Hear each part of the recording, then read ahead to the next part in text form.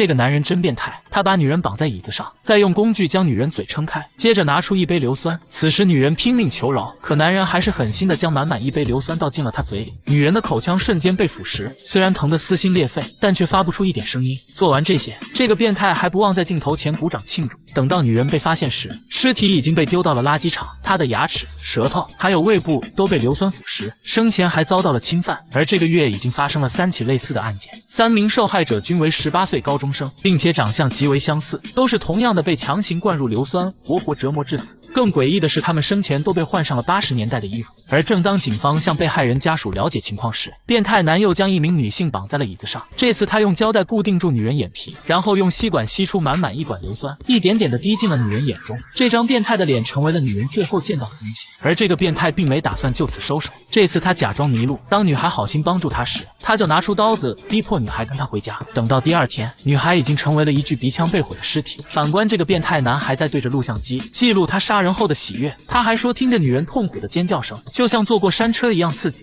此时警方这边已经分析出，凶手大概为40岁左右的白人男性，他用硫酸夺取每个人的感官，不是心理变态就是受到过某种刺激，并且他能轻易弄到硫酸，应该是从事化学等相关工作。警方已经快查到他身上了，但他浑然不知，反而这次把目标定在了他哥哥家。就没见过这么变态的男人，趁着哥哥不在家，他竟然拿起嫂子的内衣享受般的闻了起来，接着又躺到他们的床上，幻想着嫂子穿着性感连衣裙向他走来。可就在这时，嫂子突然回家，吓得他赶紧跳窗逃离。当嫂子走进卧室，发现内衣散落一地，抽屉也有被翻动过的痕迹，他天真的以为是进了贼，完全没想到会是正直的小叔。晚上，哥哥还好心的想让他留在家里过夜，但他谎称自己已经交了女朋友。当哥哥想要见上一面时，男人礼貌的拒绝了他。这时，侄女穿着蓝色连衣裙走了过来，说是要去参加高中舞会。男人看着侄女的这一身打扮，眼前瞬间一亮，因为这像极了年轻时的嫂子。他咽了咽口水，一个无比邪恶的想法涌上了心头。女孩的聚会很快结束，很明显她喝了不少酒。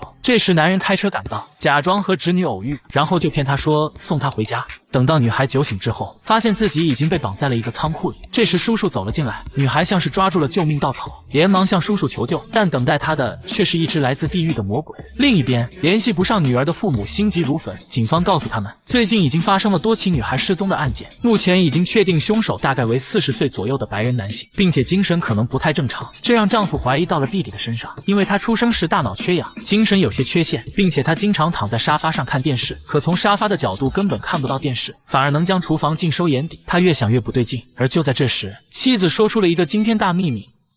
男人将自己的亲侄女绑在椅子上，然后拿出一大盆硫酸，狠心地将侄女的手按进了盆中。